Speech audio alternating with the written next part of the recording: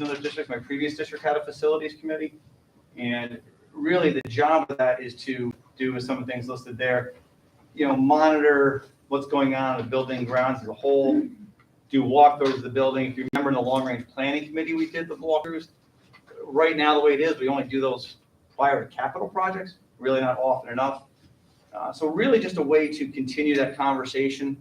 I think what our project currently looks at solves a lot of our problems, but it was very clear is that we have some extensive needs in the district, especially in this building, that really need to be evaluated. And I think it's important to get a committee together and get that moving now. And kind of as a backup to that or follow-up to that, we've talked with our architectural firm and our project manager regarding a review and really a long-term facilities plan, focusing again on the high school, looking at the project that the referendum did not, unfortunately, couldn't get done through that referendum, but we feel still need to be addressed. We're able to do a lot. Aaron's actually here tonight, coincidentally. His crew does a fantastic job of handling things and doing things for us internally. And there's some things that we can do and kind of band-aid, but we also need to kind of look at things from a longer-term plan. So we want to really, I think, get on that and make the facilities more of a priority and a focus as we go forward. Short-term, long-term. So if the board has any interest, maybe talk through with Jesse. We would take a couple of members if we start that committee. Obviously, we can have up to 3. More than 3 is a quorum. It becomes a board meeting. So anywhere between 1, 2, or 3 would work. And we'd like to get that started. Moving on to the report. Historically, we have done a lot of things to celebrate Black History Month in the past. What we realized as we kind of been looking at ourselves internally is we have not done a good job of promoting or celebrating those things. So what we have begun this month through our social media, our communication specialist, is just a social media post, tweet, Facebook also that we have, kind of featuring one event or activity that's happening in one of our buildings each day. So we're excited about that. And again, we thought that was a good way to bring attention and to promote this month, which is important. We had a superintendent's conference day since our last board meeting, and happy to report back that it was a day well spent. This year, as you've learned, you've now finished your 3 building level presentations, the elementary, the middle, and the high school levels. And the work on identifying essential standards in all of our content areas has been very vital. And the day was really spent towards continuing that work. Our ALTs, which you hopefully know, those are those teams within our buildings that look and focus on the academic side of things. Really, we're unpacking those standards, turning them into targets and objectives, some of the things that you have seen in the reports. In addition, our teachers in grade 3 through 5 were participating in a workshop, got their introduction to our new Ela Curriculum, which is called Read Side by Side, which was in the process now of getting implemented after years of deliberation and thought as we adjust in a post-Common Core world and the modules and all those words you probably remember from the past. And then finally, our K-5 teachers continue to work with the Reading League, which is focused on the science of reading and continuing that professional development on how students actually learn to read and discussing now strategies for applying that. This, again, has been ongoing as we do this work to make sure our teachers are informed and up to date. And then last on the report side, very excited as we come out of the pandemic here to inform you that we've purchased an EAP, an employee assistance program for our employees. It's something we've talked about here for many years. I think probably all 5 of the years I've been here, we've talked about it. It's always a budgetary concern because it costs money, and we've held off on doing it. We know that our faculty and our staff right now is in need, maybe perhaps now more than ever, and we want to address that need. Quite honestly, decision made a little bit easier by that last line. We have some stimulus funds that kind of fit this category, so we're able to use it at no cost to the district. And see if it goes. There's also a key factor here with utilization, and the people that run the program can give you really good detailed reports on how it's being utilized and what it's being utilized for. So obviously we'll closely monitor that. As you know, data is a big thing for us. So we'll keep really close tabs on that so that we get a full understanding really in the next remainder of this year, and the funds will fund it through next year, be able to see whether or not our employees are using it, whether there's a value to our professional staff here. Any questions from the board on the reports? All right, we'll move to our video.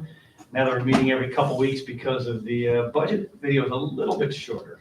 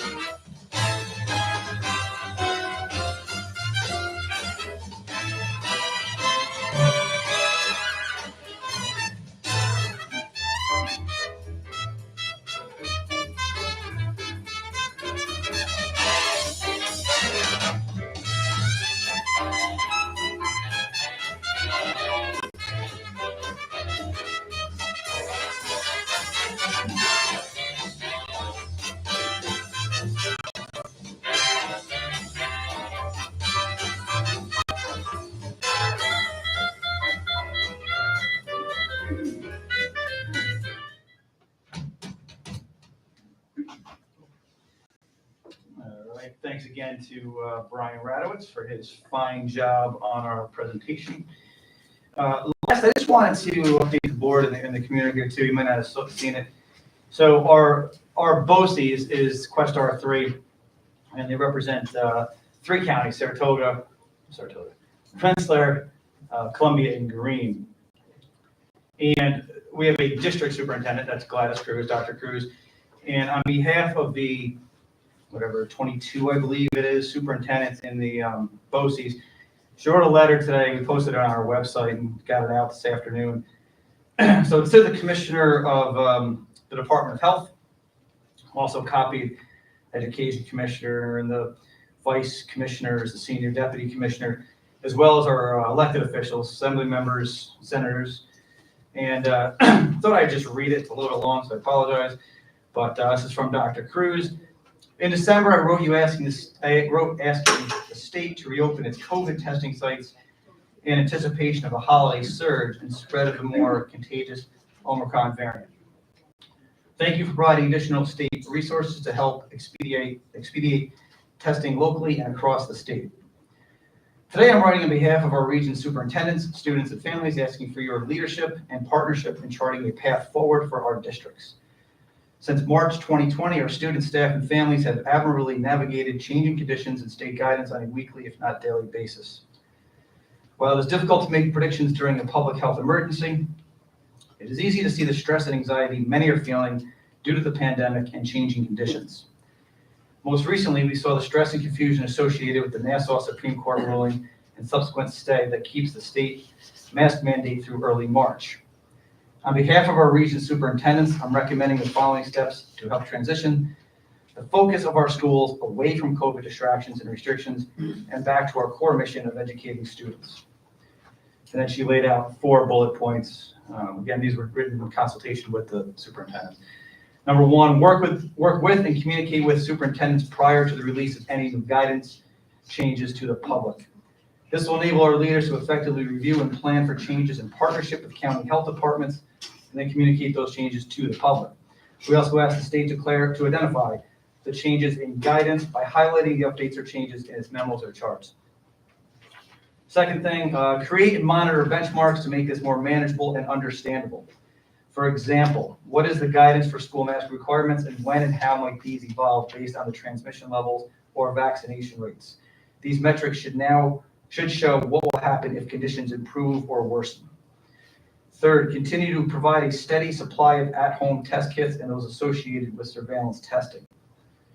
The availability of test kits is a welcome change. It is a mitigation strategy that's helping us to keep the positive cases out of our buildings. And then fourth, provide statewide consistency. We ask for consistency across the state, especially when we have school districts and BOCES involving multiple counties and health departments that may have differing approaches. As you know, the last years have been difficult for our children, families, and staff. I'm proud of how they responded and their continued flexibility, adaptability, and patience. On behalf of our region superintendents, I'm asking for the state to work with us to help chart this path forward so we can sustain our schools and the public's trust and investment in public education. Thank you for your continued work. We look forward to your collaboration in the weeks and months ahead. Please feel free to contact me, and signed, Dr. Cruz. So I just wanted to give you an update of kind of where we are now as a region in our Quest R3 BOCES as we ask the state to help us chart this path forward and help us get to a good spot in a way that is effective for our students. So, and Thank you. That concludes the superintendent's report. Thank you very much, Dr. Cruz. That brings us to our next agenda item, which is the guidelines for public comment that are limited to items on the agenda. Those wishing to address the board are asked to complete the request form and submit it to the board clerk in order to be recognized by the Board of Education president. Comments are limited to 3 minutes per speaker. I do have a few, but none of them for items on the agenda. We can address those at our second public comment period in this during the meeting. Which brings us to item number 7. Item number 6, the approval of the minutes of the January 24th meeting. Megan makes a motion to approve, and seconds. Discussion. All those in favor? Aye. Passes. Thank you. And so if I could have a motion to approve items number 7 through 9, the consent items for business, personnel, and special education, please. Motion made by Ann, seconded by Megan. Discussion? Just would like to congratulate all our professionals who are putting in for retirement. We appreciate their years of service to the district and all their dedication to their students and the students of the community. Yeah, I was going to make note. There's 6 retirees: Dolores Celeste, Michael Conway, Kevin Earl, Joanne Goodermote, Douglas Reynolds, and Michael Stritch. Together, that's 156 years of service. Oh, I didn't want to really move it out too. Pretty impressive. Any other comments, discussion? Hearing none, all those in favor? Aye. Thank you, passes unanimously. We have item number 10, which is an action item, and may I have a motion to approve the award for the requested proposal for hazardous material testing? And seconded by Samantha. That award goes to professional services industry. Sorry about that. I did not get that. So, any discussion on that? Hearing none, all those in favor? Aye. Passes unanimously. And that brings us to the budget presentation. Take it away. I'll set Carrie up as she's walking. So this is Carrie's first year doing the budget for us. She comes with a lot of experience. We're very excited for the presentation she's put together.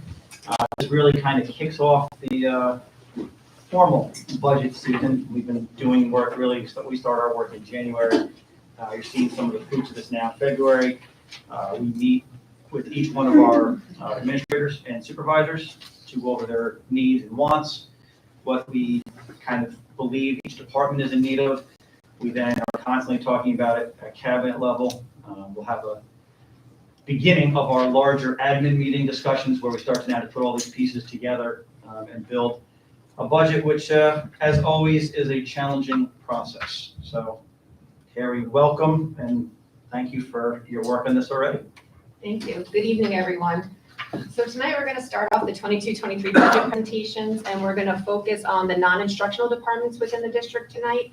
And really the purpose of this presentation is really just to highlight changes we may be asking for as we move forward in the budgeting process, things related to FTE adjustments, areas where we might be asking for increases in spending, or just budgetary pressures that we see affecting the budget as we go into next year. So we're going to start with our operations and maintenance department, and we're going to start looking at the staffing. So this slide right here shows our current staffing for 21-22. And as you can see across the buildings, we have one day shift custodian in each of our buildings.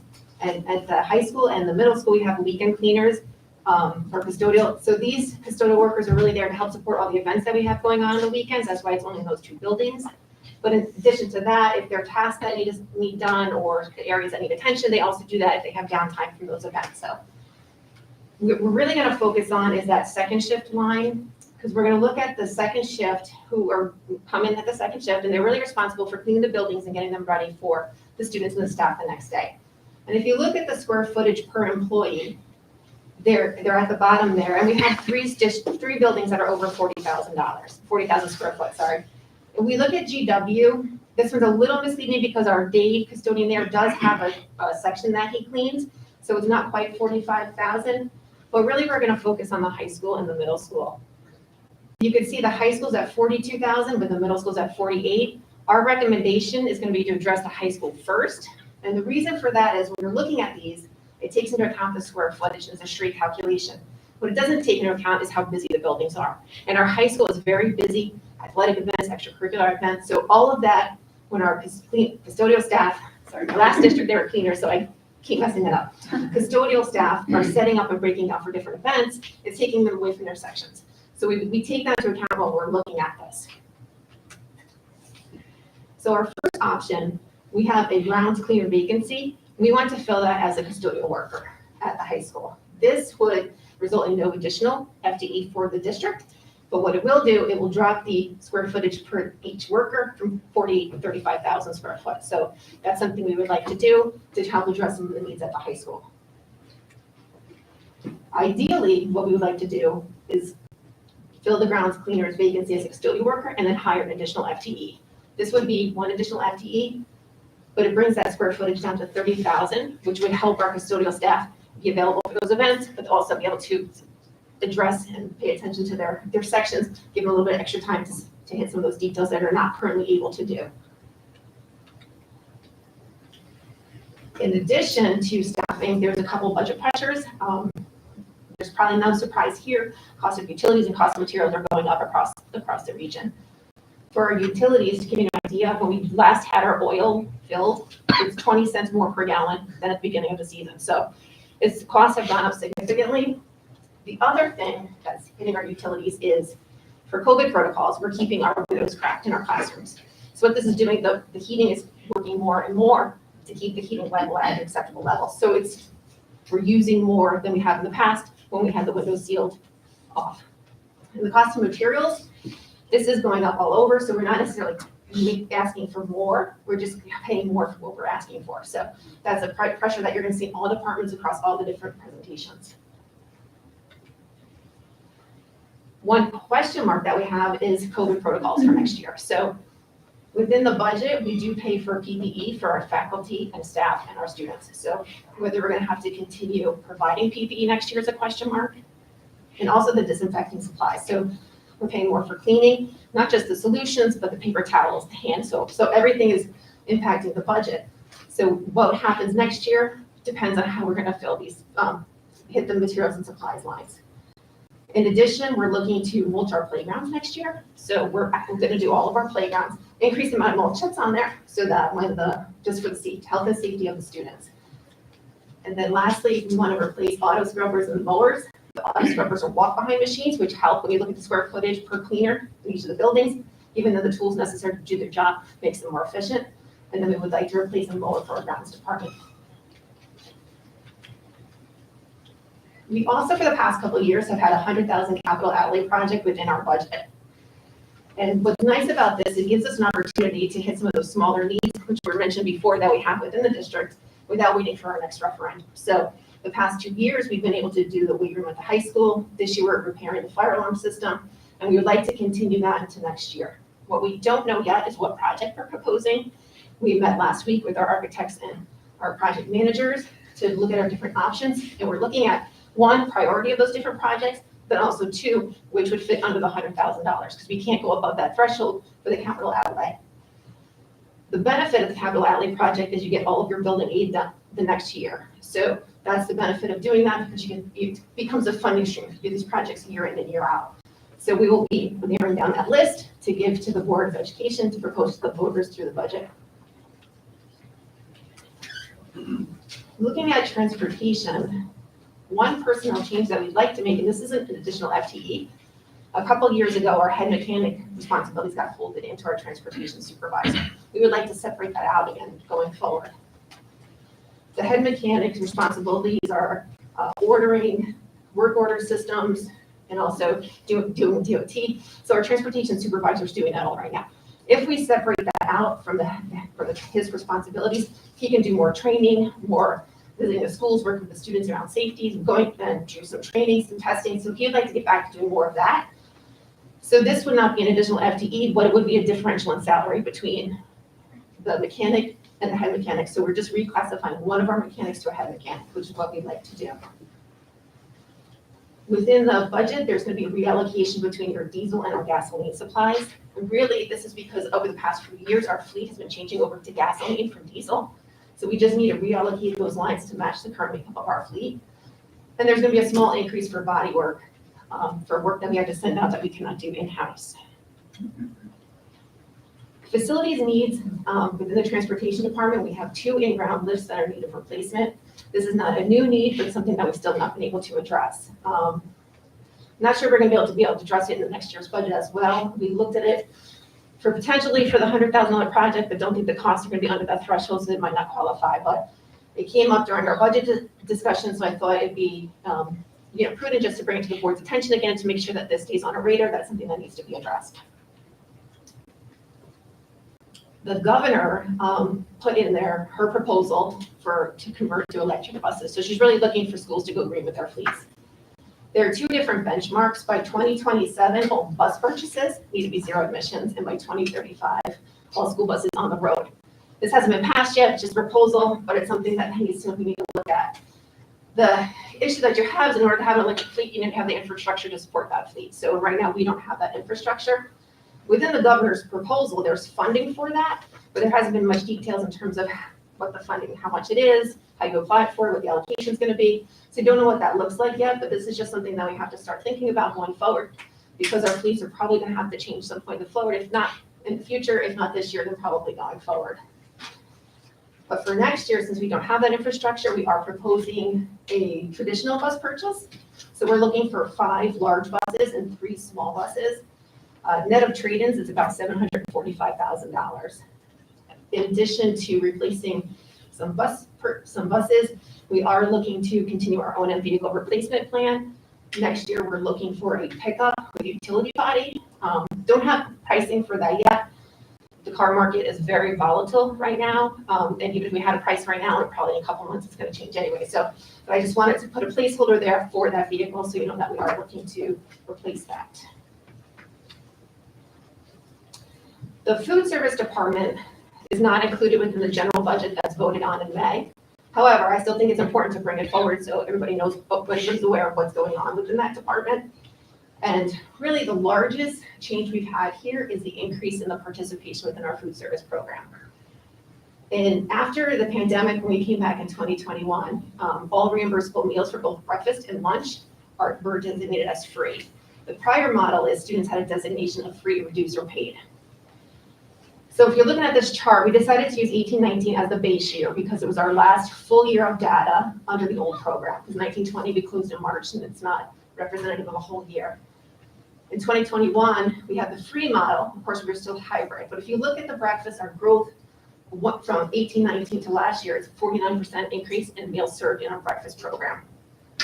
Looking at just the first 4 months from September to December, Last year, it was up 25% over 18-19. This year, it's a 214% growth from that year, and just year over year, up 151%. So the participation in our program has really grown dramatically. When we look at the lunches served, it's not quite the same picture. For the whole year, last year, we were actually down 20% from pre-pandemic levels. And if you look at the first 4 months, we were down 32%. But this year, we see a little bit of a different story, where from pre-pandemic levels, we're up 50%, and year over year, up 120%. So our lunch program is starting to catch up with our breakfast program in terms of the participation that we're seeing there. So how that impacts our budget, of course, is our food costs are going to go up. The more meals that you serve, the more food you need to buy. But even though we're going to have cost increases from the budget side, we're going to have offsetting revenue for reimbursements that we get back from the state for those meals. So we have an increase in cost food just due to our participation, but then again, also the current market pricing. Just like M1M, price of food is going up. So there's increase in cost of food there. We'd also like to replace some lunch trays just because they're starting to get worn out, and also replace our equipment within the food service and the cafeterias. In the referendum that was just passed, there was money included for equipment upgrades for the cafeteria. We're meeting about that this week to find out what we're purchasing through the project. But we would like to use the annual budget to supplement those purchases and really bring our kitchens up to where we would like them to be in terms of equipment. And the last thing is just in the business office, we use the BOCE's tax collection service to collect taxes. They print, mail our bills for us, they take in the cash, they do the pretty much soup to nuts service itself. From this year to next year, the price is increasing from $30,000 to $69,000, which is a significant increase. We only recently found this out, so we're currently investigating options of what we're going to do. So BOCE's offers us a lower service where they just print and mail the bills for you, but then you do the cash collection, or we're looking at not using BOCE's and doing something entirely different. So don't know how this is going to shake out or where we're going to end up, but just to kind of put on the radar, this is going to be a big change budgetarily in terms of the tax collection service. So those are the major changes that we have for the non-instructional side. I don't know if there's any questions.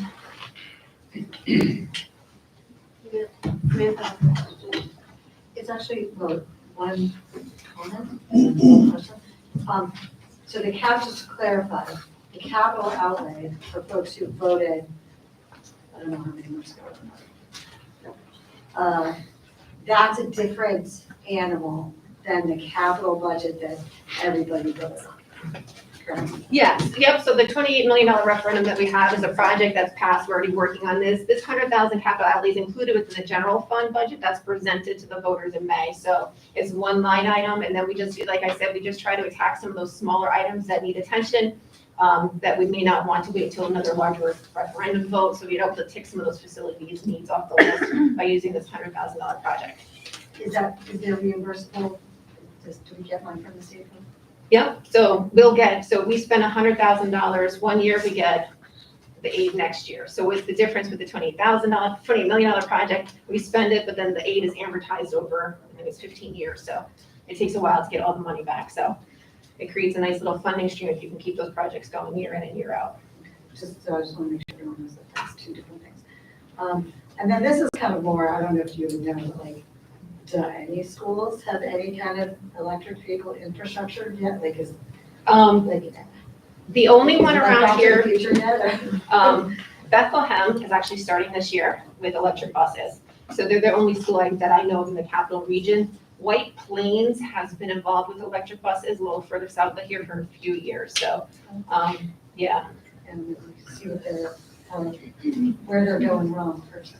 Yeah, we need more information on proposal anyways to see what kind of infrastructure, because that's really the key for districts to be able to support electric buses. If you don't have the means to plug them in, then you can't really use them. Thank you, Carrie. And Thank you for all that information. That was a lot. I'm sure you've already discussed this in your meetings, but I just wonder about, as the utility costs are going up, have we considered co-ops, or, like I get a letter every year that says you can, top out if you're on the budget plan, it doesn't go over this much per gallon or whatever. do we participate in anything like that? So for electricity and gas, we do. We participate in NISMEC, which is a consortium run out of one of the BOCEs. So there, where part of our costs are capped at what the bid comes in at. 2 of our buildings are on electric, the rest are on oil. So for oil, we purchase off of state contract, so we're not in that similar program for that. Yeah, that makes sense. Also, one of the things,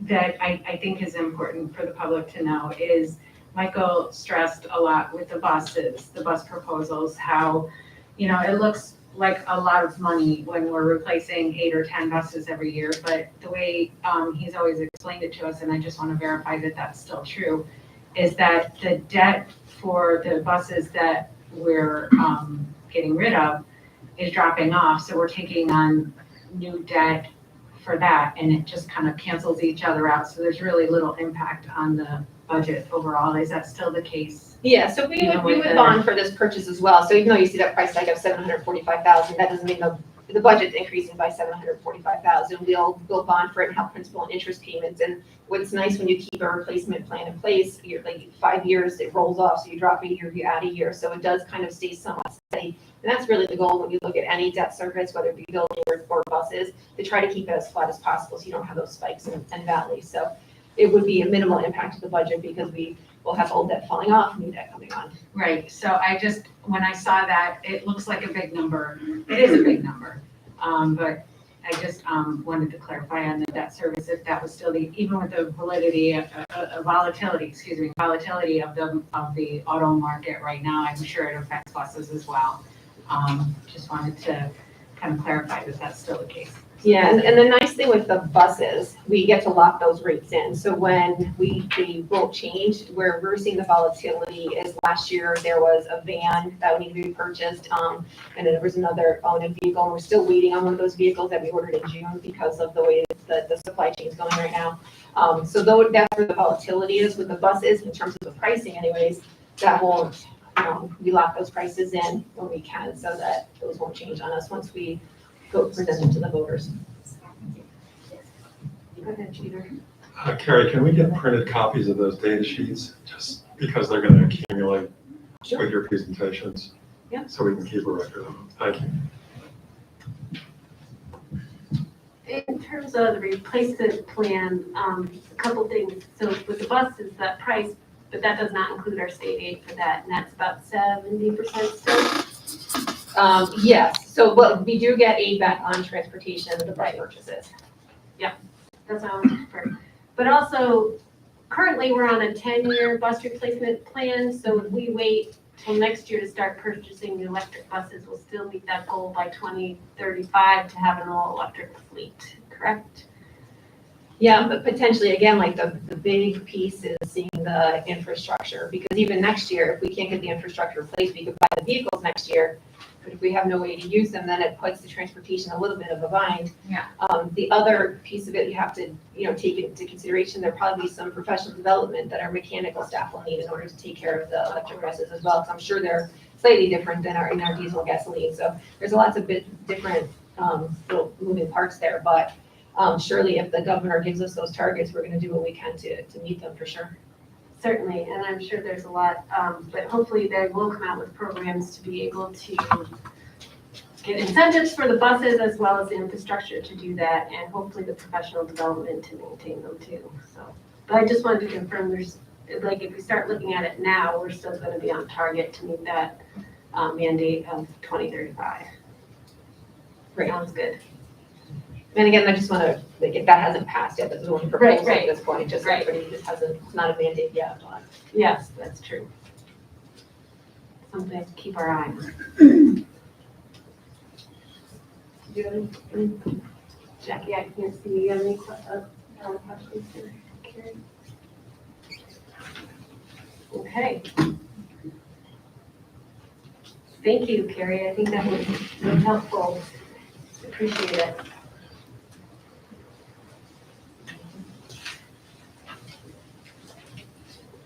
All set then? Okay. That moves us to item number 12, public comment. Public comment is open. Those wishing to address the board are asked to complete the requested form and submit it to the board clerk. And I have several blue sheets. If there's more, you can just bring them up. Comments are limited to 3 minutes per speaker. And visitors are invited to make brief comments or direct questions to the board. Questions are generally not answered during public comment, and questions will be addressed by the administrative team at a later time. All right, I'll let you get set up there.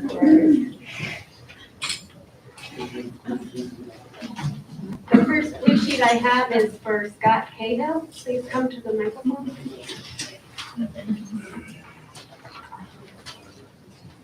Can you hear?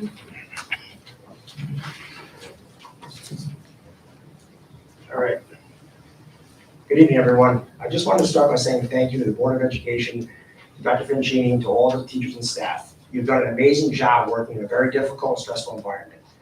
I hope my words tonight do not come across as critical in any way, but rather as simply stating that possibly it is time to rethink what we have been doing, specifically regarding having our children wear masks every single day, all day long. I understand after speaking with Dr. Fincini and Principal Simpson at length on the phone that there is a real possibility that New York, like New Jersey, will drop the mask mandate this spring. As you know, Florida's Governor DeSantis has given parents the option to choose what is best for their children. I greatly respect and admire that decision. No one loves my children more than me and my wife, no one. I would go to extreme lengths to protect their safety. I would also do the same to protect their mental health and their overall well-being. Unfortunately, they are little and cannot fight for themselves. Myself and the parents standing beside me are here to fight for them, to allow their little voices and stressed out hearts to be heard. They are sick of wearing masks. That is why I'm here tonight. I coach Averill Park Youth Football and I coach Averill Park Youth Basketball and sit on the board at Averill Park Youth Basketball. My children are ages 7 and 10 and attend Miller Hill. The reason I'm here tonight is because my children are no longer enjoying going to school. I'm with my kids and their friends constantly. On the field, on the basketball court, sitting in the stands with them, waiting for our game, in my truck driving them to practices and getting ice cream with them afterwards. I hear what they're saying. I listen to them. I care about them greatly. I understand many of you truly believe masks are safer. And while you will undoubtedly quote numerous professionals and doctors that will echo what you believe, make no mistake, there's another side to the story. There are groups of thousands of doctors who believe with their entire heart and soul that these masks are doing irreparable damage to our children's social development, overall happiness, oxygen levels, moods, ability to read and understand social cues, feelings of safety, and the list goes on and on. And have we forgotten that despite our best intentions, that after school, these children then go to gatherings into one another's homes and birthday parties, where they do not wear masks? Have we forgotten that after being masked all week, these teenagers gather in large numbers to socialize en masse? Can anyone in the room please explain to me that logic? And what about when we all go out to eat at restaurants en masse? I read recently, and I quote, pursuant to the CDC, the fatality rate for children from COVID-19 nationwide is 0.00003%. When I read that, it stopped me in my tracks. That is 1 in 3 million children. While I wish like crazy it was 0 in 3 million, I do not believe that number justifies all our children being forced to be masked every day. It is now time to take the masks off in our schools. The Times Union ran an article this past Saturday stating that Shenandoah Superintendent L. Oliver Robinson is preparing teachers and parents to drop the masks this spring and believes that parents need a, quote, psychological transition before a mask drops. I believe some people in this room need to start that mental exercise. I understand you want safety. I understand you believe a mask is safe and will protect you. My question is, when does it end? I mean, aren't 2 masks even safer? Should we add a shield? Should we walk around in huge plastic bubbles like hamsters? Should we all just stay home? We did that. We tried that. How did that work out for you? I mean, what kind of a life is that? This is our life. This is our children's lives. What kind of a childhood is that? People are sick of this. Take the mask off our children's faces before we have even higher rates of childhood depression, teenage alcohol and drug abuse, and suicide. You think that's dramatic? I think forcing children to wear a cloth over their face for 2 years to protect them from a disease that, thank God, has only taken 1 out of 3 million is dramatic. The world, unfortunately, is not a safe place. But guess what? We have to learn to live with this thing. We have to do it in a way that makes it doable and enjoyable for all of us, especially for our children. Many of you in this room have given your lives trying to better our children, to help them grow and flourish and make them feel safe so that they can learn and grow into responsible, loving, and caring adults. And I thank you from the bottom of my heart for that. But if those same children are feeling alienated and sad from a mask you are forcing them to wear, then are you achieving exact opposite goal you're trying to achieve? The fact that my children, the children across this country, are being forced to wear masks over their face so that New York State will fund the school is infuriating to me. I am in finance. I understand that money is important. But you know what's way more important than money and pushing New York State's agenda? Our children's success and well-being and their happiness. Please, these kids are upset, scared, and unhappy. I beg you, let them take their masks off and start to transition back to a more normal and happy school day. If our children were here tonight, they would beg you, please, let me take my mask off. It is hard to breathe in. I cannot see my friends' smiles or my teacher's smile. And guess what, teacher? I need to see your smile. I need to see my friends' smiles. Please. Thank you for your time.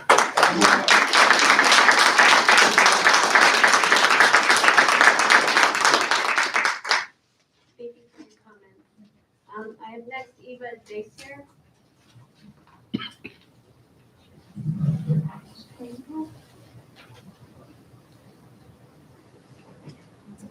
Okay, good evening. My name is Eva Dacier, and I am the mother of a third grader in the Averill Park School District.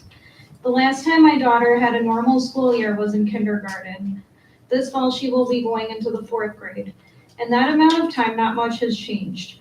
She still wears the masks for almost 6 hours a day. A lot of adults, myself included, get more of a mask break than she gets as an 8-year-old child. She eats lunch not at a table with her peers, but at a desk in what I can only describe as a depressing setup for a young kid.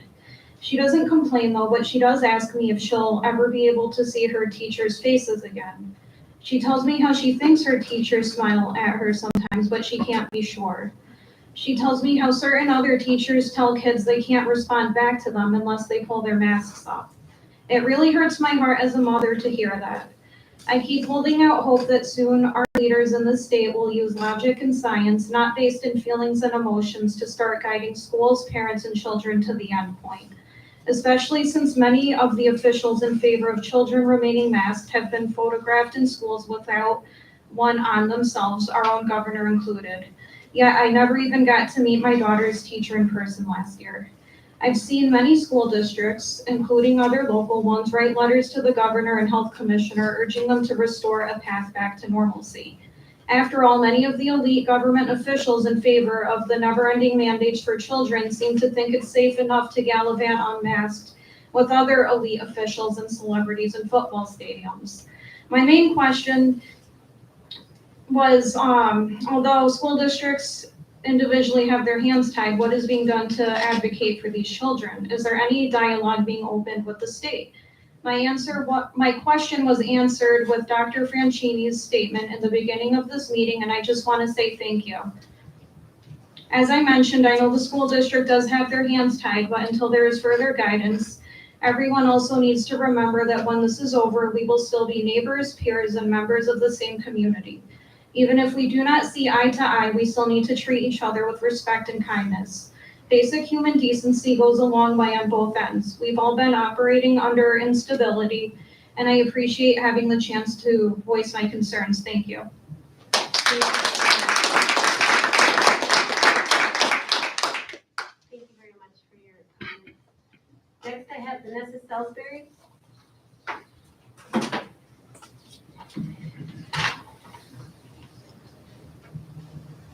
Hello. So thank you for the information from Ms. Cruz there. That is helpful to know. I do think that locally it would be nice to see a little bit more action on our end and to find out a little bit more about how the district feels in general. I was going to try and change this up a little. I'll stick with what I wrote, even though we did hear what Dr. Franchini had to say. When I sat down to write this tonight, I wondered to myself, how many more times am I going to need to do this before there is some relief? I say it often, but this is not how I wanted to start a relationship with the board and others in this school district. This is never personal. You're all lovely people, and your care and concern for the district overall can be seen through your conversations. Sometimes it seems everyone is so tied up in the financials, the curriculum, the test scores, that the simple request and comfort of our students do not take precedence and falls lower on the totem pole. I realize that what is happening and what I am fighting for is happening throughout the state, not just here. I realize that sometimes our hands are tied. Those of us you see here week after week are also reaching out to other elected officials. We are not bringing all of this solely to you. We would appreciate your help in this by advocating for our children's freedom of choice. I sent an email but didn't get all the answers I was hoping for, and I'd like to make this brief with simple questions that you can reply to via email. If the mask mandate is not renewed, or if the stay is removed tomorrow, are we committed to letting our students have a choice? Are we committed to stop this tomorrow if the state says tomorrow it's over? New York State is trying to use the Department of Health to make a regulation for masks become permanent in schools. Will you help the community fight against this? Do we want our kids permanently masked? Because that is what they are going for. What is each Board of Ed member's stance on masking? Do you feel it should be permanent? Do you feel students should have freedom of choice? I realize this question seems abrasive, but I think it's important for our community to be aware. If you are following the science, I have been told, why are students still in masks? It seems you're following guidelines and not updated science. Do you understand that by giving students a choice, those who do not feel safe on masking will still have the choice to mask and vaccinate if that's what they feel more comfortable doing? I never like to make anyone feel uncomfortable and hope that you understand that these questions are being presented as concerned parents. That's what we're here for. I think it's so important to not let any of this divide us and to help us all come together and do what is best for everyone. Thank you.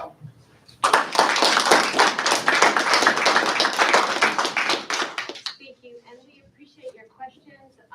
As individuals, our answers and responses to what we personally feel are irrelevant because we represent you guys.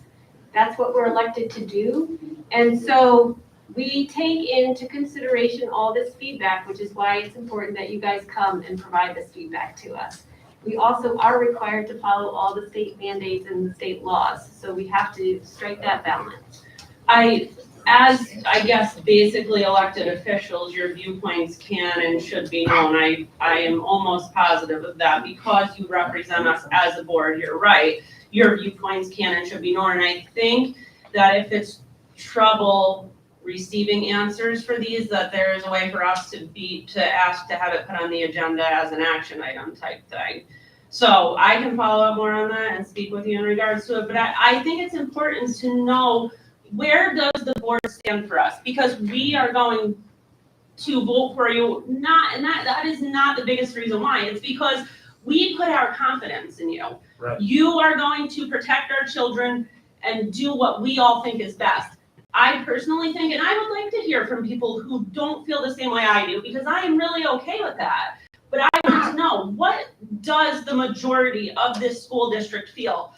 Is the board representing the majority of the community? Now, based on votes for returning to normal sporting as much as was able in 2020 or whatever year it was, I don't think the board represented the entire community. And I think it's important for us to know that, not because we want to single out an individual person, because in the end, when we do make a vote, are we making the vote that represents our family, our children, what we feel is the healthiest, happiest decision overall for the district? Right. Awesome.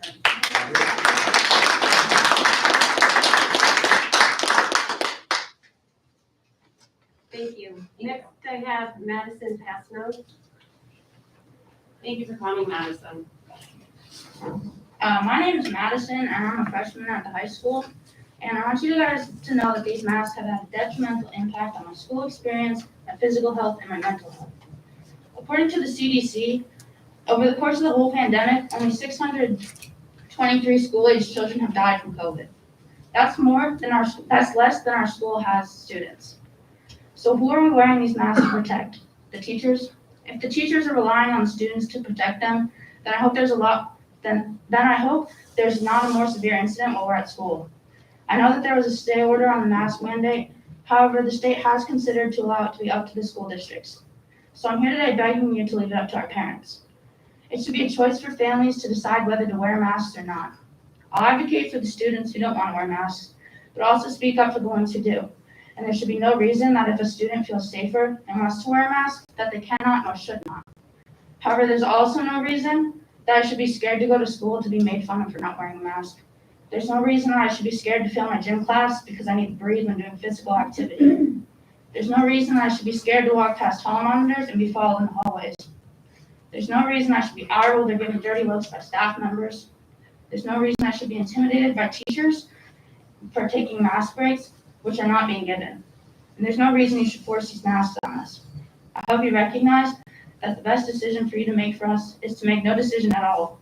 So if you, the school board, the people who are entrusted in making the right decisions for us students and the whole district, cannot speak out on what you know is right for us, whether you're afraid of what other people or your peers will think, then you're cowards for not putting us first. Thank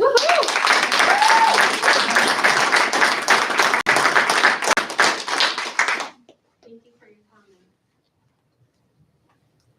Next, I have Amanda Pesno.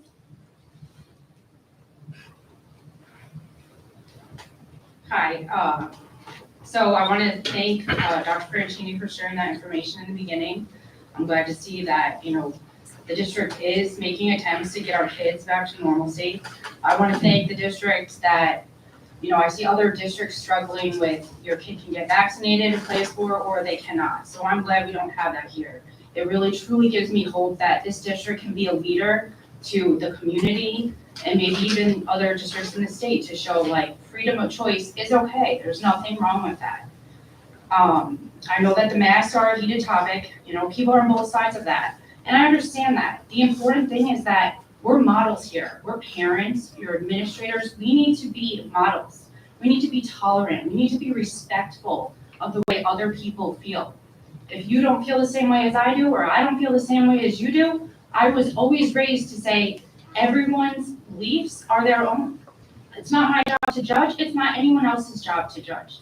Kids shouldn't be afraid to go to school without a mask on because they're going to be picked on or teachers are going to treat them differently. That we need to get to a point where everybody can just accept each other for their differences of opinions, any difference that you have from one another.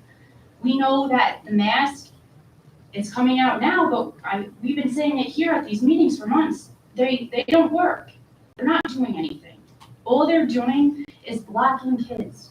They're not able to effectively communicate. They're not able to receive communication effectively from their teachers, from their peers.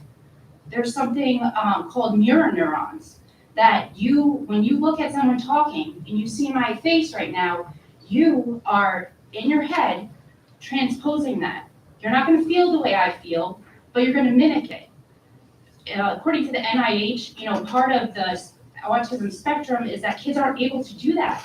So if we're taking our kids, I have a 5-year-old, this is a critical developmental period, and she's spending 6 hours a day in a mask, afraid to pull it down because her little friend got yelled at for having her nose out. So she can't see the way someone smiles at her. She doesn't know. She doesn't know someone's pleased with her, or upset with her, or frustrated with her. This is critical. This is so important for our older kids. They need to be able to recognize social cues. If you see a group of people talking, they should be able to know, okay, I can walk up to them. It's a good time to join this conversation. Or, hey, whoa, that looks like a more private conversation. Only one person is talking. They're talking more slow and dramatically. They can't tell any of that. So instead, what do? They internalize it all. They're keeping it in. We've seen that. You know what? We didn't close down for Omicron, and I am very grateful. You know what we closed down for here? A threat against our students. It wasn't the first time. There was a knife pulled last week. There is a mental health crisis happening. SEL is not addressing it. Asking our kids, what are your pronouns? What are your genders? That is not supplementing what our kids need to cope with all they've been through and what we're currently putting them through. It's not helping. Has anyone ever sat down and said, hey, how do you feel wearing a mask every day for 2 years of your life? How do you feel that you can't see someone's face when they talk to you? How does that make you feel when you run in gym and you can't breathe, but if you pull your mask down, you're going to get yelled at? These are important questions that we should be asking the kids, and maybe if we ask them, we would know.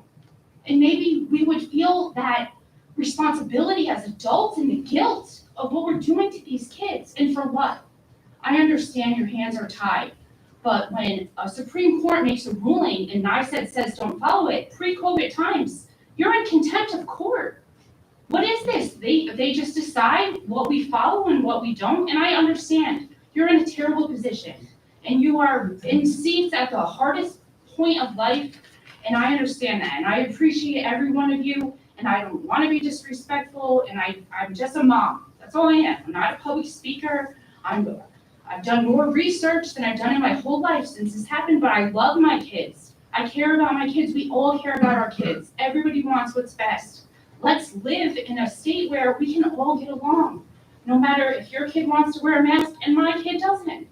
That's all I'm asking. Thank you.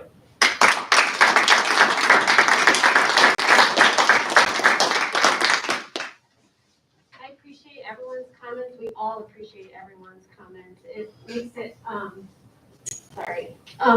just need to see all my board members.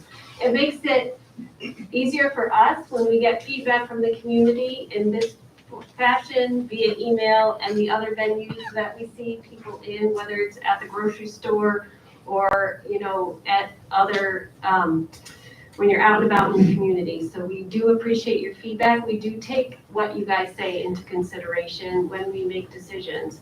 Right now, there's not a decision to make, just to be clear, we still have the state mandate and that's where we are today. So I just want to make sure that's understood too, but we do appreciate and value your input.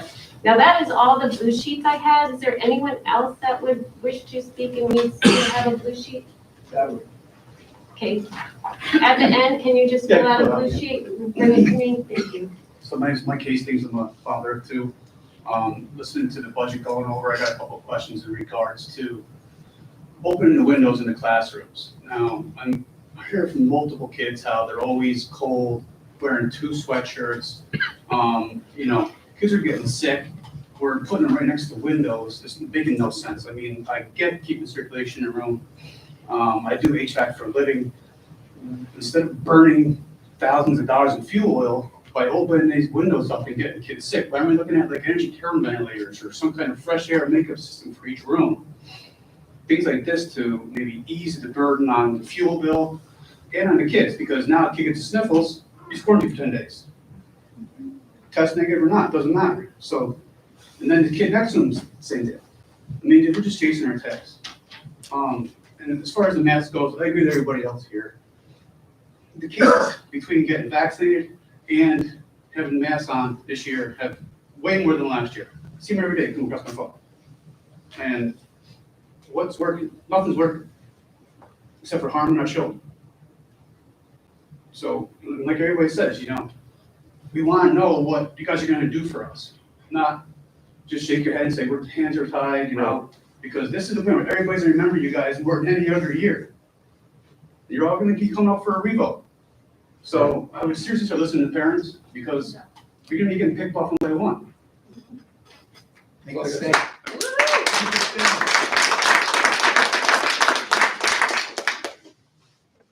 you. And do please fill out a sheet when we have it at the end. We can address your questions on the HVAC system at a future time once we get that correct information.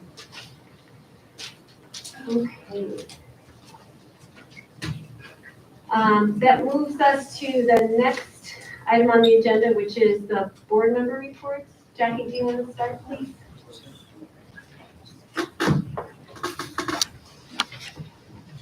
I just wanted to say thank you again to Karen for the great budget presentation.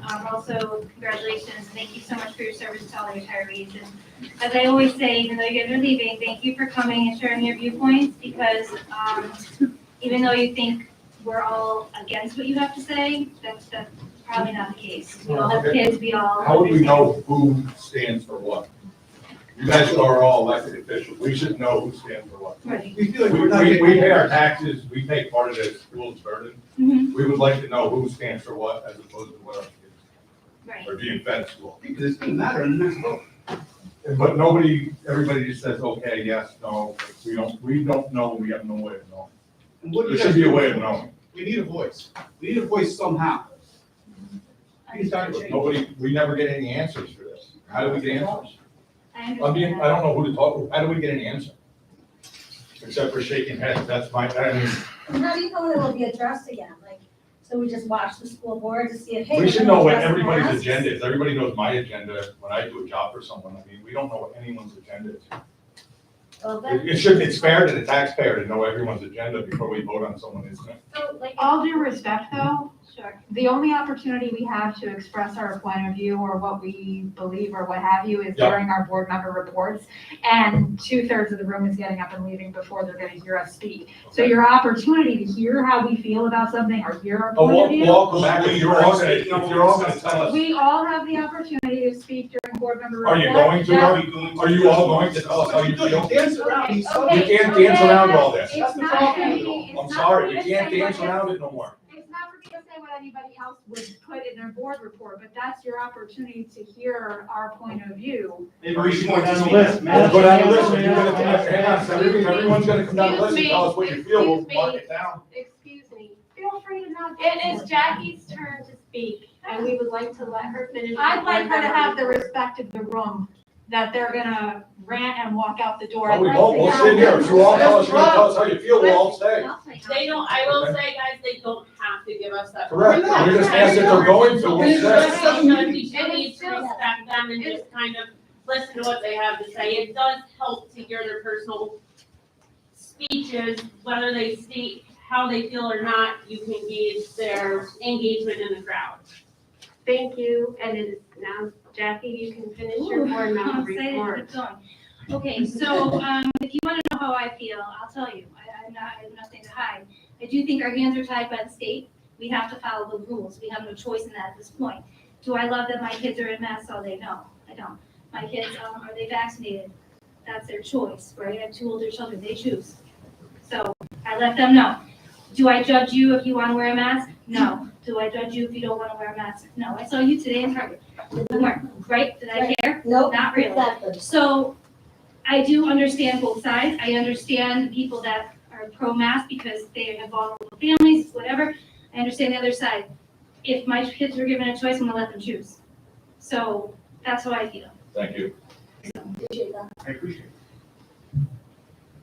You all set? I'm done. Yeah, I'm almost done. I think I'm good. Samantha? I have a couple other things to say. I mean, and one of the things I was gonna say is that I do appreciate, like, there's, somebody mentioned research.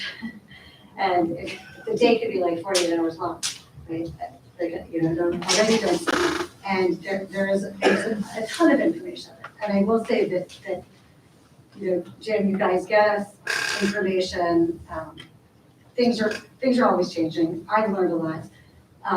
I do approach this and everything that we do here as, it's not just about me. Like, my kids are little kids, and my kids keep their masks on when I tell them they can take it off. I'm like, you're in the car now, you did it. They're like, no, it's fine, I like my mask, it's cute. So they pick out their mask.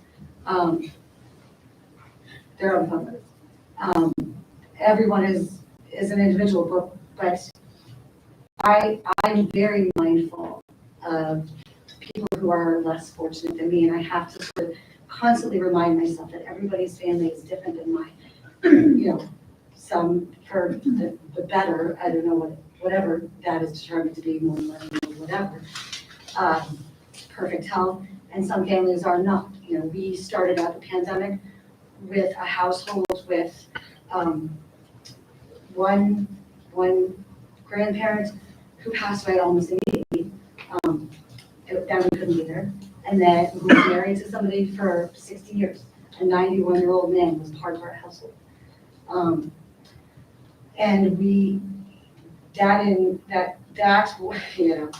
that set us on the path of being very careful to start out with. And I don't know, we were lucky, we weren't lucky. He is no longer with us, but it puts you in the mindset of like, what if that was my parent, my grandparent, my sibling, my what have you, who was the vulnerable one? And so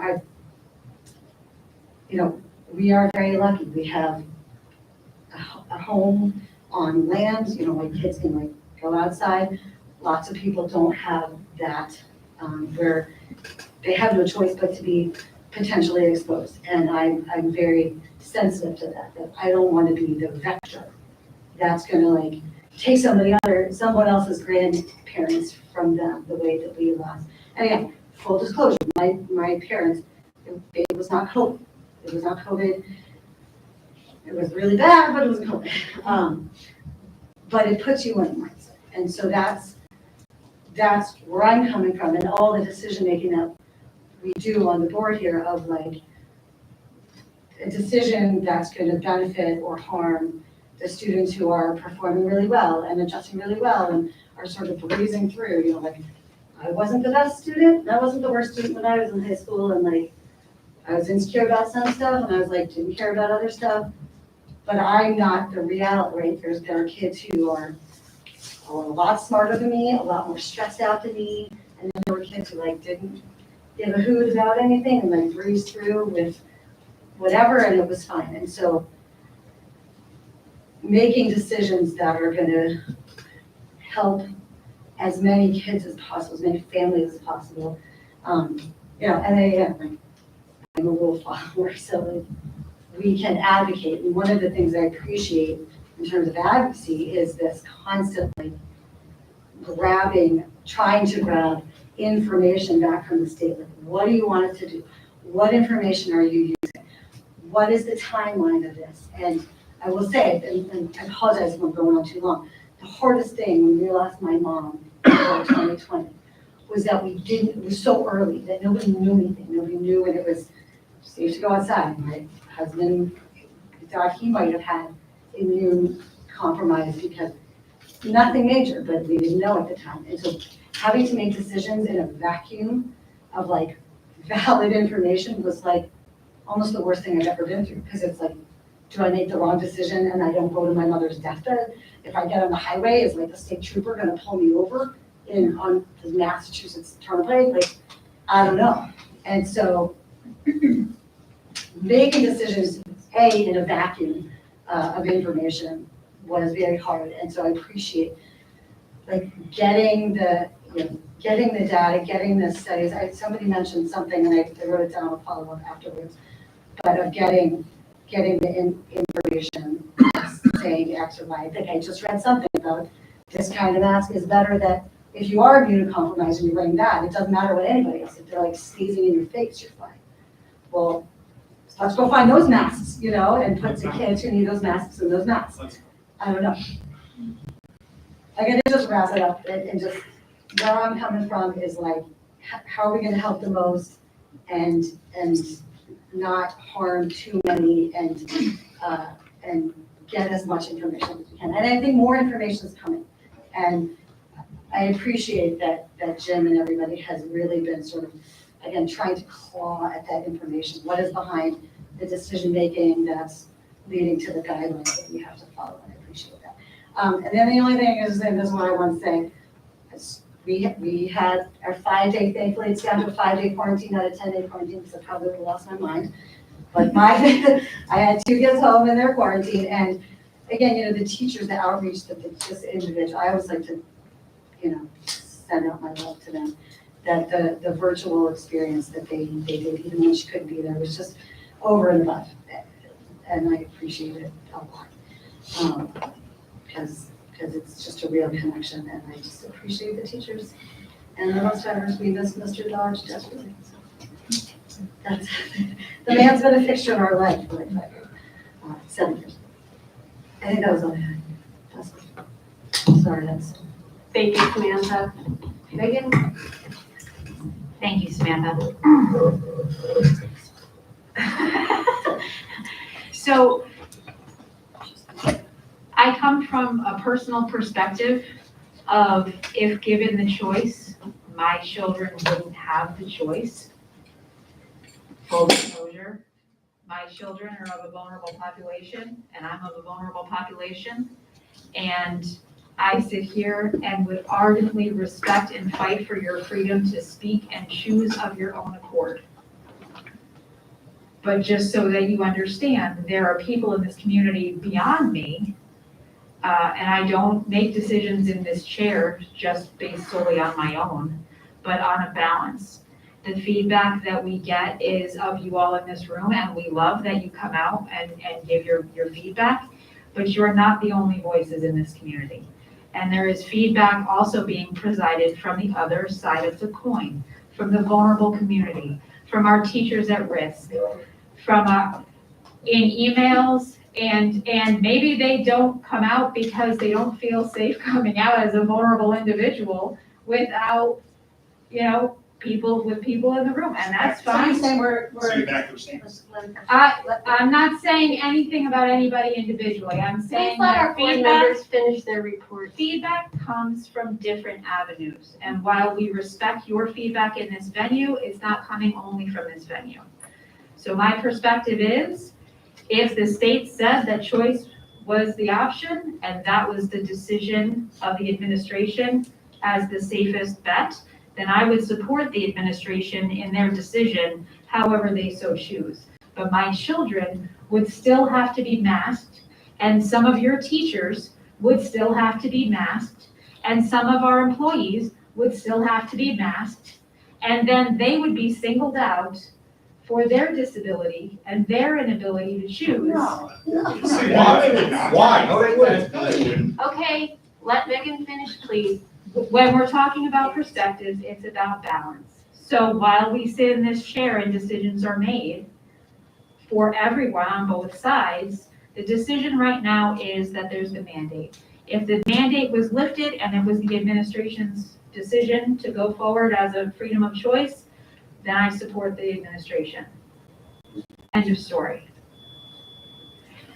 As a side note, OBP gave a fabulous cabaret performance, and Sarah Christie is a gift and a gem, and we love her. And that is the end of my board report. Thank you. Thank you, Megan. Anne?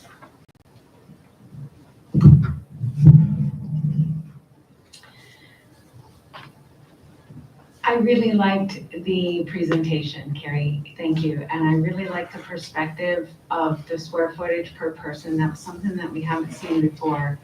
And it really shed a light on the kind of workload that our folks are doing. And I appreciate that you took the time to put that together and give us more perspective on that. In terms of the conversation at large about masks and vaccinations and all that, I had COVID before there was vaccinations, and I was fortunate that I was a pretty healthy person, and although I was miserable for 2 weeks, and my daughter was the same, we pulled out of it, we were pretty healthy, so felt fortunate for that. But I'll tell you, as soon as those vaccines came out, I was like, when can I get it? And I have a son who just recently graduated with his master's degree in biomedical engineering. He's done a lot of work on this and a lot of studying. I do a lot of reading. I personally feel that science supports the vaccines and the boosters. And I personally feel that masks are not 100% effective, but I feel they are a valuable part of what has come up many times is called layered mitigation. Staying 6 feet apart, being outside, not being near somebody for a certain amount of time. And when one person wears a mask is not as effective as the person next to you wearing a mask, also wearing it correctly over your nose and your mouth. It's layered mitigation. In and of itself, no, it's not perfect, but it's a part of being respectful for the people around you. That's how I look at it. I hate it. I'm pushing on it all the time. I'm breathing in and out. I don't like it. Just like everybody else, I'm sick of it. But I also feel like it's my way of showing respect for people that aren't as healthy as I am. Or, and I would feel horrible because, I could still get it and give it to someone else. And I would feel horrible if I was that person that made them sick. That said, I'm really glad that Dr. Cruz sent that letter. I think we need to have parameters about like when is this going to stop? When can we say at what percentage of the population or what time period or what percentage of vaccinations do you need to say this is done, this mask mandate is done? We all hate it. We're all so done with it. But again, whether it's about the money or not, we cannot exist if we don't follow state mandates. We cannot have this school. You know, yes, we have to follow them and we are advocating.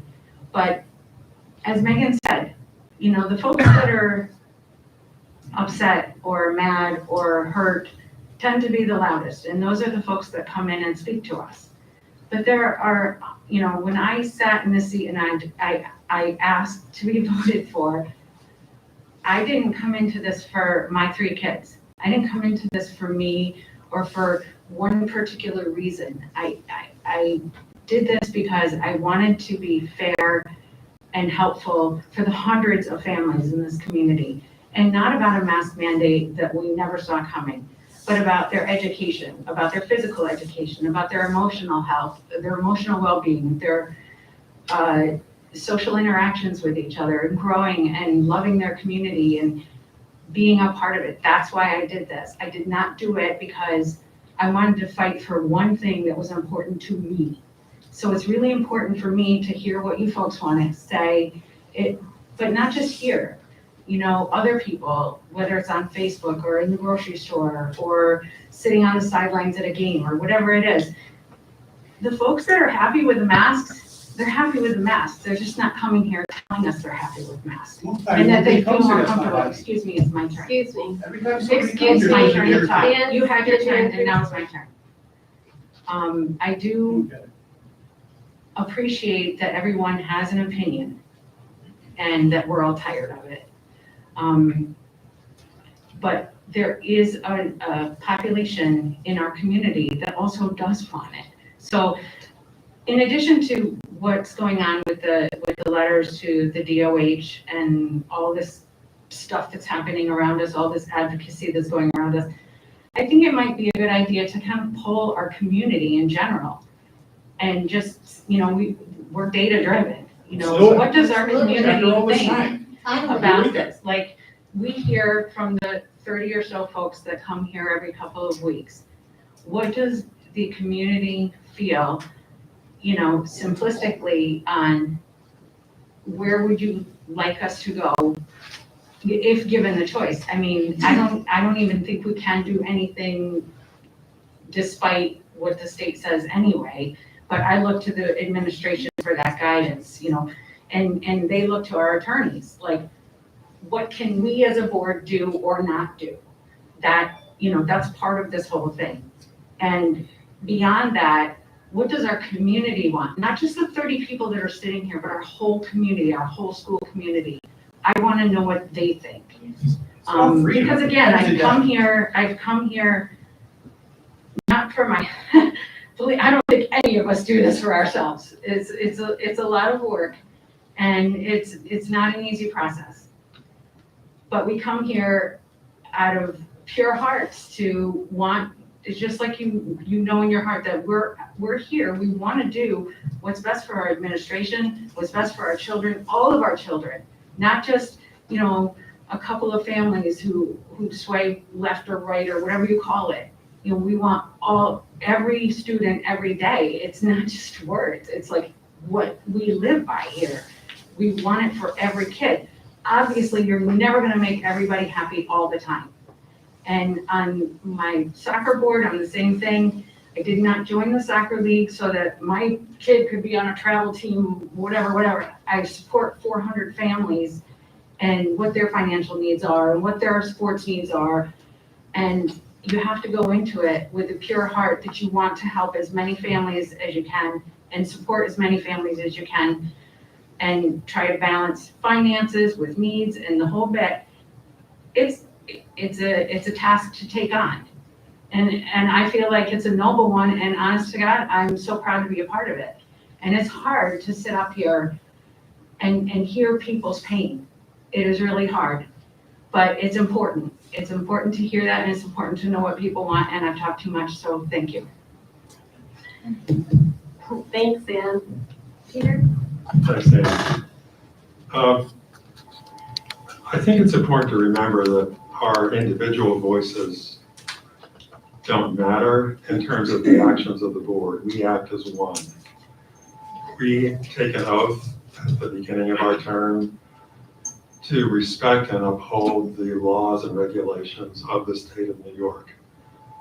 And that's what we're doing as far as the mask mandate goes.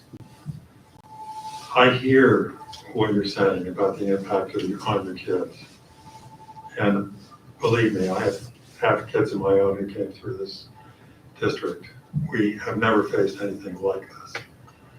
But I think just your expressing your voices about how it is impacting your kids is important to us. It has reached us. We get other input by emails through the district, and we respond collectively as a board. Dr. Franchini responds to some of them as well. In many cases, our hands are tied, but we do hear what you're saying. And we will act where we can, where we legally can. This is a great school district, and you are part of the group that helps make it great. We have many different opinions that we hear all the time. But what I do support is your right to come in here and express them. That's what this district is all about, I think, this country. So thank you for being here and voicing your opinion. Thank you, Peter. Like I said before, we really do appreciate you sharing your thoughts, sharing your opinions with us. It is helpful. It is all helpful. We certainly are at a pivotal point, I think, in this pandemic, and we still need to remember we're still in the midst of a global pandemic. But it is a pivotal point. The newer data is showing that we're maybe making a turn.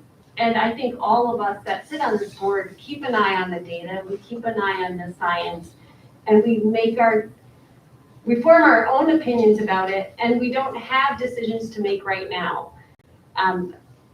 But I think we all are studying the science, looking at the data, appreciating the feedback we get from all members of the community, and looking at the newest information to be prepared when and if a time comes when we need to make a decision. But right now, there's no decision to be made. Will there be in a month? Maybe, but it all depends on what that science says and what our administration recommends. So we appreciate the feedback. We're glad that you come. Remember, there's other venues to the feedback, for feedback on that. And I myself, it is a pivotal point. I think my opinion has been evolving over the last month or two, given the data.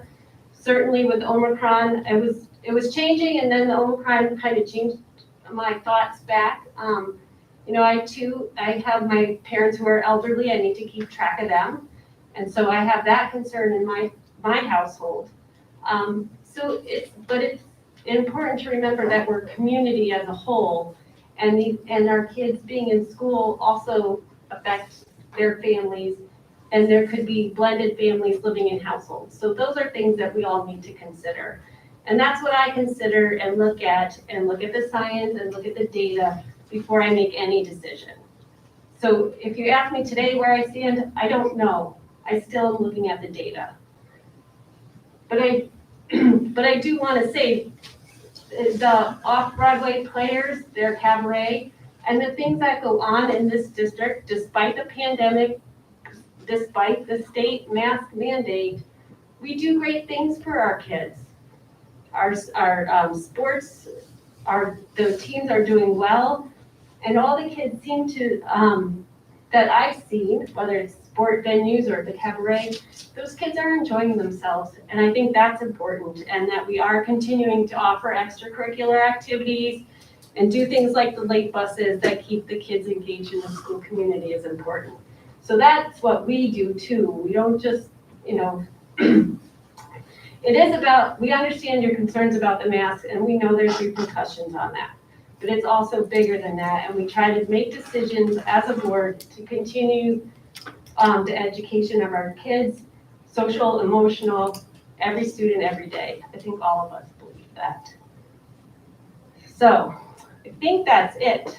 Well, let's hear what the superintendent and management has to say. You guys keep relaying back to him that he's gonna make the decision. Are you gonna give our kids the freedom of choice if the state says they don't need to, starting on day one without this board's knowledge?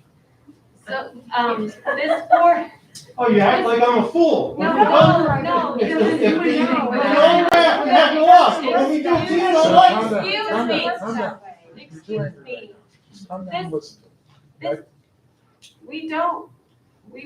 He wouldn't make a decision without us knowing. Who makes the decision? So At it's, what point in time it You comes keep out? relaying that it's the management's decision if the state says we don't need it anymore. No.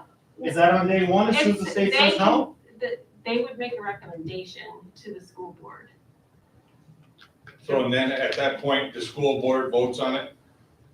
I'm If- just asking at the so- point in time. so- And when the how day it's gonna comes, how does When the the day decision comes, get if made? the administration makes a recommendation Yeah. to put in a mask mandate, if, not saying that's gonna happen, then the board would need to vote on it. They might make a recommendation that we don't need a mandate. That's what we're studying the science and the data for, trying to figure it out. What about having the parents voting for the mandate? Why does it have to just be a small group of people? Or parental choice. You know, and No. get the email out or something, so. So you guys elect us to do that. But it- It's above and Do you- beyond but- all okay. 8 or 9 people at this point. That's all I'm saying. There's That's right. thousands of families. There is thousands of families, there absolutely is thousands of families, and we encourage them all to speak up. Did you want to say You something, know, Dr. I think those are Franchini? good questions. So in part of that letter we sent, what we're asking for, and this is what happened, the way you wouldn't want it to happen with the Nassau situation, is for the governor to act proactively, right? And the thing that we have been saying and advocating, because we do a lot of advocating, there's a group called the Council of School Superintendents, School Board Association, request our 3 BOCES. We're having these conversations, and what we're asking for really in this letter in particular is give us a timeline so that we can react. What we don't want is an announcement at 4 o'clock that's effective the next day. Like the last time, right? Exactly. No, I It's not understand that. I good for understand anyone. that. It's not fair. That's not fair to anyone. I understand that. Exactly, it's not, and most importantly, it's not fair to the kids. Right. So what we are asking for, and this is what I think someone referred to a letter from Dr. Robinson when he mentioned the psychological transition. What he was talking about is exactly that. We can't go from A to Z, right? So give us a deadline. Tell us today that it's gonna be next week. Tell us next week it's gonna be the day after break. Tell us something so that we can do the stuff that you're talking about here. Meet with the associations of the CSEA and APTA and have their input. Provide a recommendation to the board that hopefully has a chance to then meet and has a say in this, right? In most cases with the pandemic stuff, it does come down to management, which would be me, implementing the practices that need to be followed. And stuff like this that is larger, right? If you go back to when the decision about playing high-risk sports, for example, the board did not need to approve that. We brought that to the board because it was a decision that was bigger than one person, right? So we were coming to the board and saying, here's where we feel about high-risk sports. We were very pro-risk sports. If you look at us compared to essentially any other district, we have been much more progressive in providing opportunities for our kids and limiting restrictions whenever and wherever possible. That is 100% accurate. I'm not saying we're not the only district doing that, but we have been very, very student friendly, right? Because we believe in the stuff that you're saying about the SEL and about the emotional piece in that component. So to answer that question, ideally we have a timeline. Ideally we're able to come back to this group and say, here's our recommendation. Based on everything we know, there's a lot of stuff that has to get worked out if the mandate is taken away, including there's all sorts of quarantine guidelines. Because right now, the way it's set up, the rules for quarantining for vaccinated and unvaccinated are impacted by this decision. So they have to change the quarantine protocols as well, or else we're going to be quarantining a greater number of people, and we don't want that. But there's no more contact tracing according to the county. Right. According to the state. According to the state. Right. So all the things are a little more complex in that regard. So that's what this letter is saying, is hey, give us some guidelines. We feel like we do a pretty good job of implementing things. Give us some time to implement it, and we'll do it, and we'll do it well, and do what we think is best for our students and our staff. So all everybody's asking for is that you give the parents the right to choose what's right for their kids. Absolutely. That's all anybody wants. Everybody is respectful of this woman's right to have her kid masked, or that one's not to. And the same thing with all your staff and all your board members. All we're asking for is you make your own decision. This is America. It's about the individual, not the collective. You make your own decision for your own well-being. This whole thing where you gotta take care of everybody, you take care of you, and I'll take care of me. That's all everybody wants. Give the parents the choice, give the teachers the choice. And to that point, I don't think there's any question that we would ever ban the wearing of a mask, right? So we would never say, Right. so the parent choice would be, you can wear it or not. So you're exact, that's what it Fully would be. support that. Exactly. But in the same way you're concerned people would pick on your kids, I'm concerned people would pick on my kids or not. Like she said, she's in high school. I have a kindergartner, you know, and when everybody's telling you this virtue signal here makes you better than everyone else, how is she gonna feel when she doesn't wear one and everyone says, why are you wearing it? Why are you wearing it? She's terrified to even take her mask down to breathe at school because her teacher yells at the other kids. They're not allowed to talk at snack time. Like, that's heartbreaking. It's devastating as a mother. I respect that point of view, and I absolutely understand where you're coming from. In the same regard, I don't think that anybody should be being reprimanded in that way, or in the same way that my youngest son, who's a 5th grader, has to wear a special, like a more heavy-duty mask, okay? He gets questioned in class about why he has to wear that mask and not a lighter mask. So there's always gonna be that other side of the coin, and I get that. Okay, I get that, right, absolutely. I'm almost 40, people bully me. 100%, 100%. But I think what Dr. Franchini touches on is the whole entire process that is involved, that sort of, when the decision is made, it's not like snapping your fingers. Everyone's input is taken into account. I think Anne's reference to maybe polling the community, I think that's a great idea. I would be in favor of that. Snap the fingers on their implemented into it. We came out and said, boom, that's the new thing. We could legitimately. Wear masks. So what is transitioning? We didn't transition into any of this. Well, that's because it was a global pandemic and we didn't have a Right. choice But to we transition. don't transition. But Dr. Franchini was talking and we should let him finish and then we're gonna conclude this board meeting because everybody had their opportunity. We had public comment, we had board comment. Everybody's commented at this point. I appreciate Dr. Yes, Franchini's so openness to dialogue with us, though, Yeah. because that That's puts what us you more need, at that's ease what we than want. anything else. So that's what he's doing. Doing a great No, job. that's Let's not great. be greatly appreciated. We appreciate you. Let's end on that. We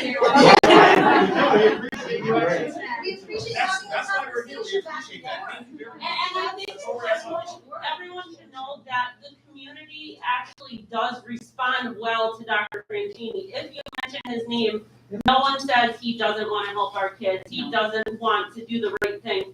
We understand that his hands are tied, but everyone also understands that this goes to a whole group. It's not just Dr. Franchini. And to implement that into someone's thought process without them understanding what the full course of action is in regards to making something happen, honestly is not fair to Dr. Franchini. I understand that you're volunteers, but this does actually fall on the board as well. So we keep saying, give it to Dr. Franchini, give it to Dr. Franchini. Dr. Franchini gave me an email address because months ago I said, I think that it's weird that I can only fill out a very generic form on the website in order to contact the board when other districts have an email address. That it's not anyone's personal email address, it's APCSD, whatever, at BOE, whatever. And it should filtrate to each board member. But it came back to me and said I didn't have permission to email the board because I don't want to put this all on Dr. Franchini. He works his tail off day in and There day must out. be a glitch because other people have emailed the entire board directly, so I apologize for Yeah, that. I But emailed you there- guys there- last week, and I didn't, and I clicked to get my own copy, and I didn't get my own copy, and it said. Yes, so there must be some glitch in there too because. We're gonna blame Matt for it. Because- Matt oversees technology, he's on Yeah. that. So we're not getting the board email, so we need to fix that. That's for sure, so that's good for us to know, so can we look into that and make sure? Yeah, we will. Maybe put that on the website that this is how you contact the board. I am not saying I thought it was on the website. Yeah, in all seriousness, I it was don't my see it understanding on that was all there. working. I didn't just know. see the generic form. I don't see an email address or else I wouldn't have asked him for it because I know that I found it on other districts. And I don't think that you all need to respond to every single email because that really is not fair. Maybe make a designated person to So we do it or do that. choose how you want to. Obviously, I don't need to tell you how to do it. You do a great job keeping composure and handling it all, but like, tonight was great. It was nice to hear people talk. And again, the open dialogue with Dr. Franchini is absolutely necessary. The community engagement team is great, but you know what? I am so sick of coming here and talking about COVID that when I go to his meetings, I want to hear everything else that's going on and do all of the fun stuff and not talk about COVID at all. Yeah, we're sick of COVID too. We really are. Let's sort it out. I wish we had control over it, but, you know, we gotta do implement the measures that we need to implement as individuals for us to move forward as a society, so. Is there more that you wanted to say? No. There's two, but if anyone has questions, I can stick around afterwards. People, I don't want to hold everyone up, so I'll hang out if people have other questions. And I'm gonna That's throw, why we like you. I'm gonna throw, I just threw Matt under the bus. Mr. Hastings, Yeah. the guy in the green sweatshirt in front of you, Yeah. he's in charge of our facilities. Question about ventilation. If you fill out the form, I was gonna have Aaron call you tomorrow, so just grab him now. He can talk about unit ventilators and airflow, and so I that's, can talk that for hours. yeah, Aaron, take him, I'll get everyone else. Yeah. Right, you're the monitors. There you go. Okay, thank you. Did you fill out a form, by the way? No, I didn't. I'll Okay, fill it out. please do that. And then you can talk to Aaron in addition, but we need to have the form for record. All right. Okay, thank you. All right. Thank you, everyone. I hope everyone has a good night. All right. Jackie makes motion to adjourn. Megan seconds. All those in favor? Passes unanimously. Thank you.